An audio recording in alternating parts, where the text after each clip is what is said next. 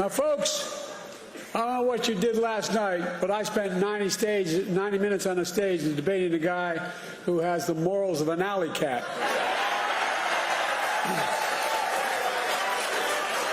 Did you see Trump last night?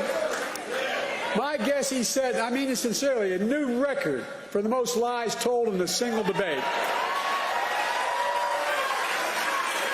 He lied about the great economy he created. He lied about the pandemic he botched, killing millions of people.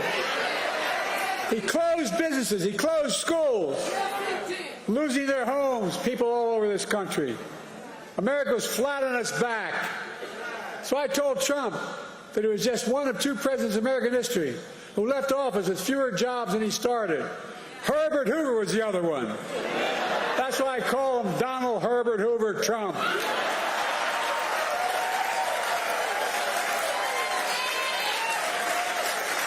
And then he lied about how great he was for veterans. But then I told him how he had called a veteran and had given their lives in the country in World War I and refused to go to the grave sites. He called them suckers and losers. He tried to deny it. But let me ask you, are you going to believe a four-star Marine general, his own former Chief of Staff, John Kelly, who said he said that? Or the disgraced, defeated, and lying Donald Trump? My son was one of those people, not a World War but a debate. Folks, look, how about the fact that 44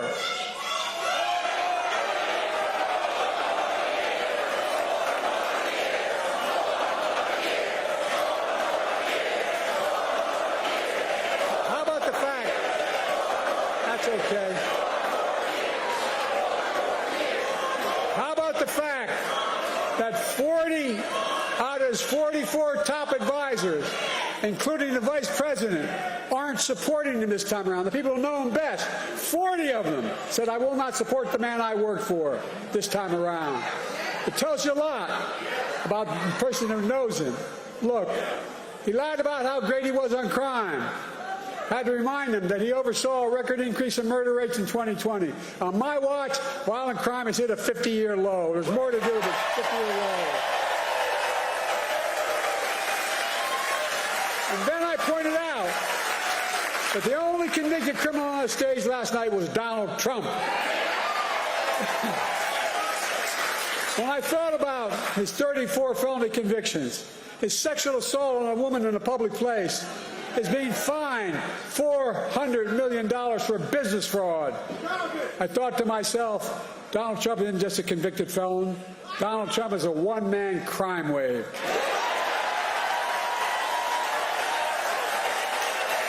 He's got more trials. He's got more trials coming up.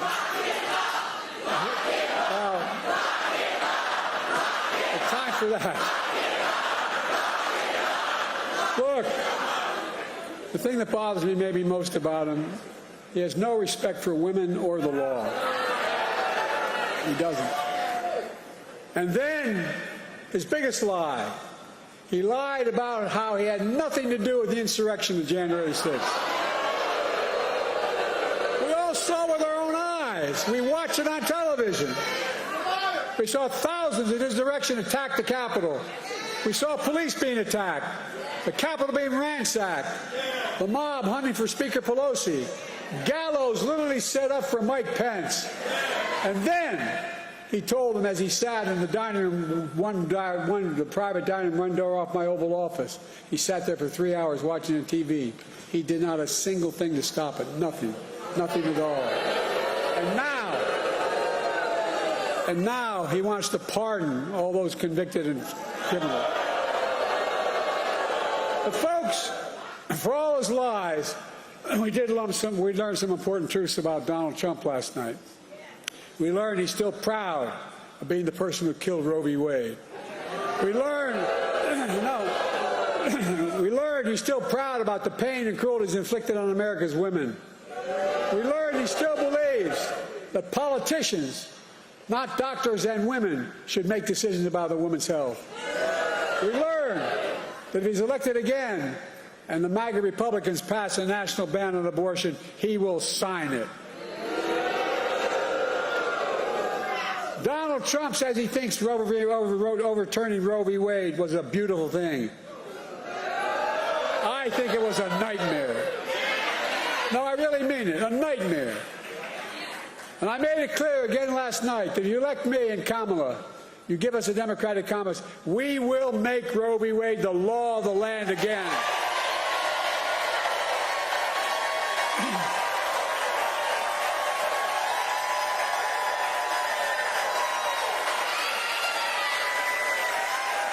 He continued to lie. He said, I quadruple taxes.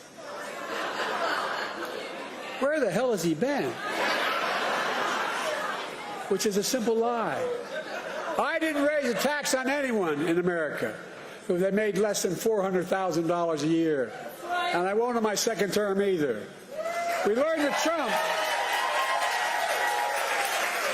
who had the largest deficit of any president in 4 years because of the $2 trillion tax cut to the super wealthy, we learned that Trump wants to give another giant tax cut for the very wealthy and the biggest corporations.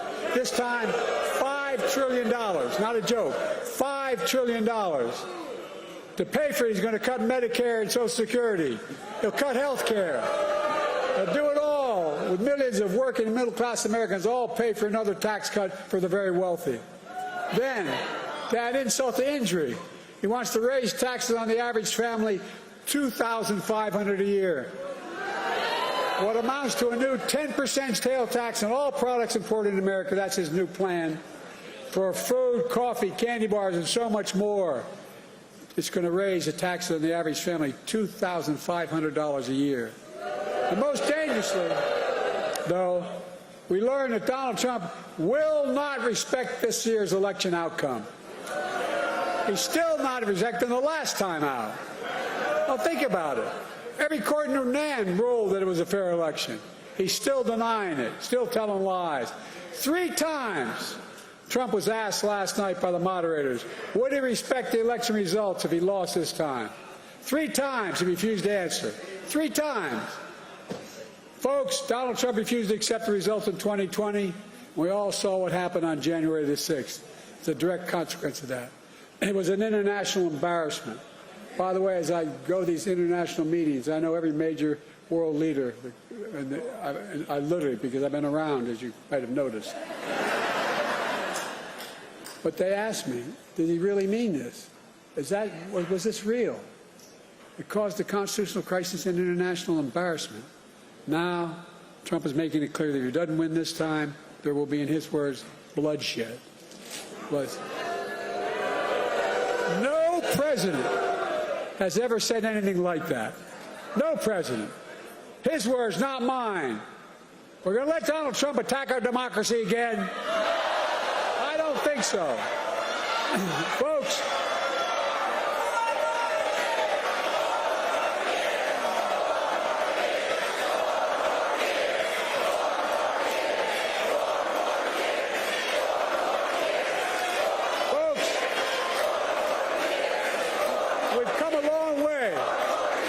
we've come a long way from the mess that Donald Trump left us. We came out of the pandemic. We're a long way from where Donald Trump telling us to inject bleach in our skin, that COVID is not that dangerous. Today, we have the strongest economy in the world without exception. 15 million new jobs, 800,000 manufacturing jobs, unemployment under 4% for a record 2 years in a row. Historic black and Hispanic unemployment down. Historic creation of small businesses in black and all communities across the nation, particularly in rural areas. Historic economic growth. Inflation has dropped from 9% to 3% and is still going down.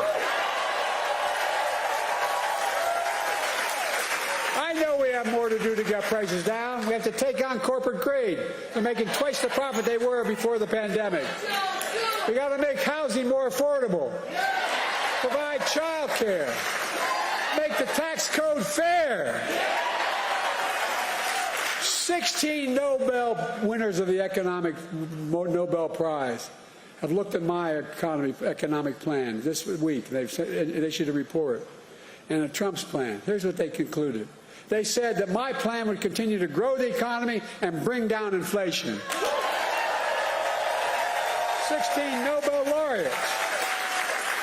And that Trump's plan would send the nation into recession and inflation soaring through the roof.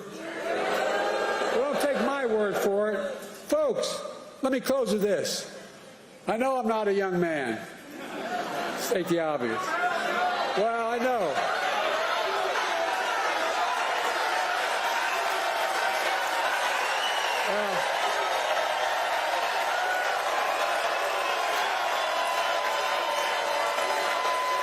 Well,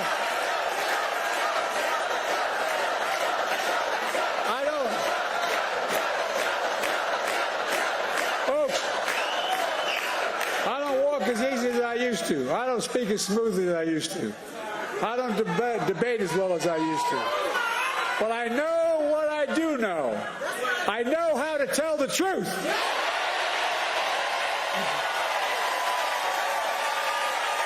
I know right from wrong. And I know how to do this job. I know how to get things done. And I know, like millions of Americans know, when you get knocked down, you get back up.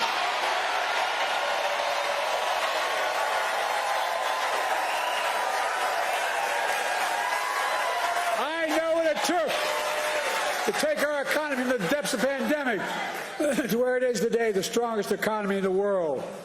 I know what it'll take to bring this economy to everybody. I know what it'll take to rally the world, to stand up against Putin and defend freedom, not yield to him. And I know what it'll take to keep the world safe and free for the years ahead. Folks, I give you my word as a Biden, I would not be running again if I didn't believe with all my heart and soul I can do this job. Because quite frankly, the stakes are too high. The stakes are too high.